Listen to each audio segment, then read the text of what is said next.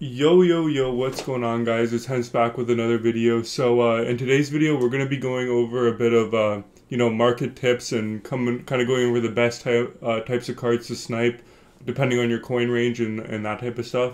If you guys are interested in dropping a like and subscribing on this video, it would be greatly appreciated.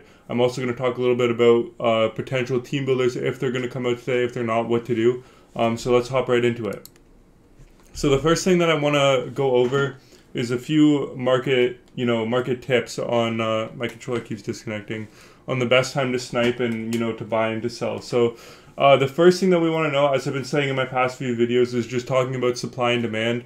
When the supply goes up, the prices go down. When the supply goes down, the prices go up. When the demand goes up, the price goes up. When the demand goes down, the price goes down. Pretty simple. Kind of learning how each of those things are influenced on the market is what I'm going to be talking about a little bit in my future videos. But I mean, for supply, it's pretty straightforward. When there's packs that are tradable, the supply goes up. When there's no packs, the supply goes down. So the best time to snipe cards, the reason why I'm making this video today, is because, in my opinion, my favorite time to snipe cards is midnight on Wednesdays, right when, Champs rewards come out. That's the best time to snipe for me. That's when the most tradable rewards and the best rewards come out, because a lot of the time on Rivals Rewards Day, like at Wednesday at 5 Eastern Time, a lot of people don't take tradable rewards, so the sniping's not as good, but everybody that plays Champs gets a tradable pack, pretty much, and a lot of people opt to do the ultimate choice pack, so there's a lot of sniping potential on Wednesdays at midnight. So that's what I'm going to be doing tonight, and some of the different filters that you want to go over depending on your coin amount. So if you have a lot of coins, anywhere from 400,000 coins plus, enough to buy pretty much any card in the game, like all the MSPs, the filter that I would recommend you guys doing is one of two different filters. It depends on the type of content that's being released. So if it's Rivals Rewards or Champs Rewards, like I've been saying, then the filter that you're going to want to use is the 86 to 99 overall filter. This is the one that I use to make all the coins. And basically what you're going to do, I know it sounds boring, I know everybody says it, but it's the 59th minute method. It really works. This is what you're going to do to make quick flips on the market. I'll talk about investments a little bit later, but this is more for quick flips, making coins day to day rather than week to week. So what you're going to do is you're going to find the most recent card that got posted around 59 minutes. You're going to go one to the right of that, and then you're going to place bid, back out, place bid, back out. And if you want, you can set the max to the amount of coins that you have. That's probably a good thing to do. That way there's no cards that pop up that you can't afford, and you're not sniping or you're not trying to snipe something that you can't afford. So that's what I would recommend for if you have about 400 to 600k. And the other option that you can do, this option is for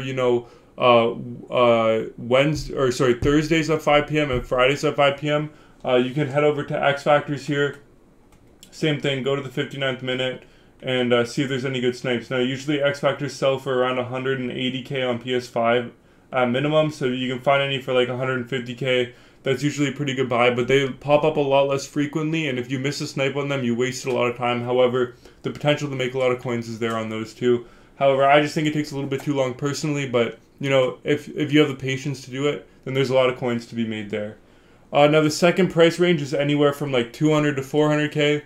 And for you guys, what you're going to want to be doing is sniping fodder cards. So that's anything from 83 to 85 overall. There's going to be less profit on these cards for sure. You can do this pretty much at any coin range, but I would suggest having like a little bit more than 100,000 coins, just because you're going to be able to buy a lot more than just like 2 or 3 of these cards.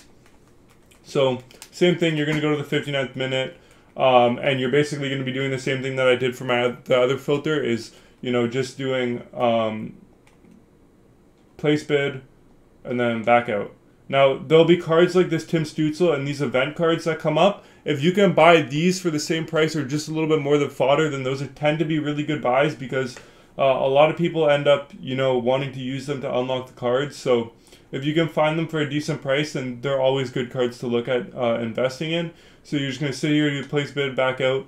This one, like I said, you need to buy a lot more cards to make a bigger profit, but these are pretty much, these are a lot easier to snipe because there's less competition on these. So that's what I would recommend for anywhere from 100 to 500,000 coins or 400,000 coins.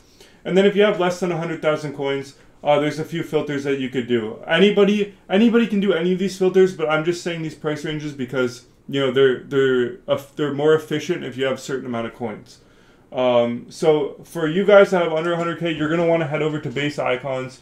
You're gonna want to set the buy now maximum to seeing what they're going for at the current rate. So like they're like 4,300, I would say.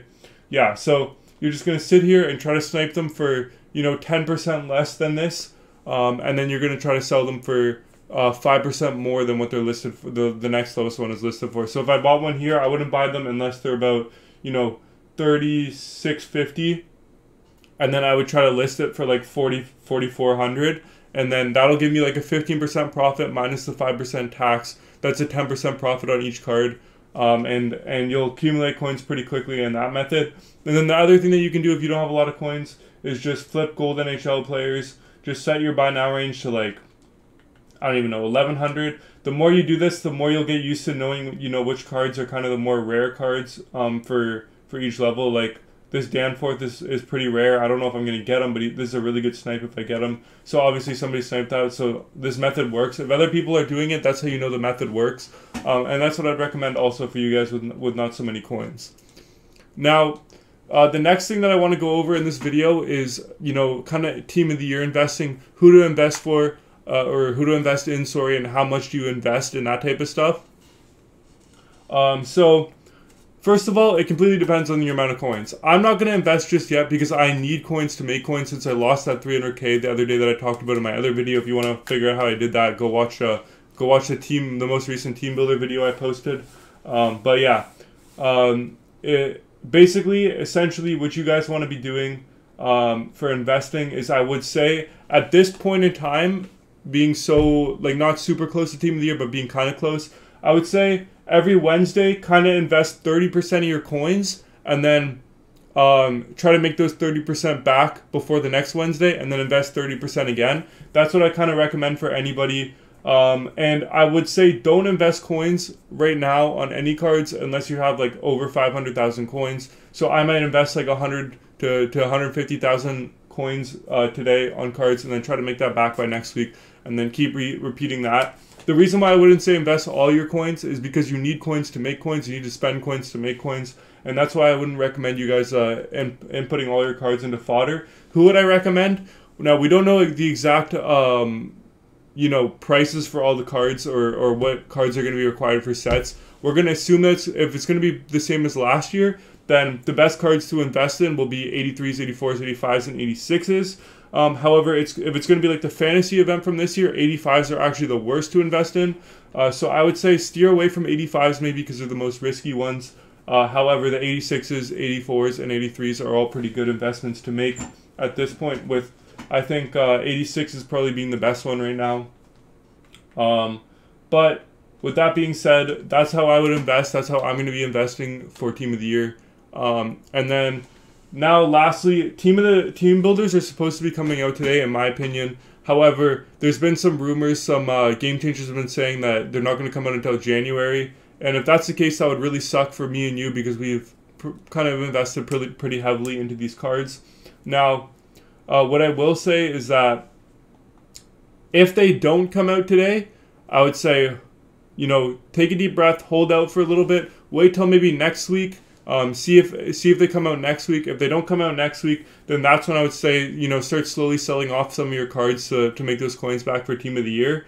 But with that being said, there's still a chance that they will come out, and if they do come out, you guys are going to make lots of coins. That's when you start selling right away. Yeah, I mean, either way, I think that a lot of you guys will still make coins depending on how much you bought each of the cards for. And at worst case, you'll break even because you will have got a lot of snipes if you've been investing in the cards. Sorry, let's show you my trade pile here. If you've been investing in cards like me, as you can see here, I've been investing in a lot of cards. I got a lot of snipes, to be honest, and some of these teams are pretty rare. For example, Boone Jenner is pretty rare. I probably bought him for 1,200 coins. I could probably sell him for 1,700 coins. So, at worst case, I'm probably still going to be making coins on these cards, just, not as much as you would have liked to. If you guys have millions and millions and millions of coins right now, I would still hold on to these cards even if they don't come out before Team of the Year. If you can still build, as many Team of the Years as you want to build, and you can keep those cards in your collection, that's what I'd recommend. But if you can't do that, then I would say maybe start selling them off starting next week. And I'm sorry, I apologize for, predicting that team builders would come out, but Everything else this year has come out at the same time as last year, pretty much. So I would have expected team builders to come out today, but I'm not so optimistic on that now. But you know, there's still a good chance that they could come out today, and if they do come out today, then me and you guys we're up good for this week. Okay, so the last thing that I want to brush over in today's video is I made this Lucas Reichel card. He's only at 88 right now. I'm gonna, like, as you can see, I have a bunch of these cards in my team. You know, trying to save up and, you know, work my way up the challenges, and that's when I'll finish him off to 90. But I can say for certain right now, you can see I've played 3 games with him. That's not actually true. I've only played 1 game with him, but I've done 2 challenges with him. So realistically, I've only played 1 game with him. He didn't score any goals for me, but he came so close. He feels really good on the puck, and I'm thinking about doing a player review for him in the near future. So if you guys want the player review for Reichel, drop that in the comment section below, and I will let you guys know if he's worth it to build or not. With that being said, I appreciate you guys all watching this video. I hope you enjoyed, and I will see you guys in the next one. Bye, guys.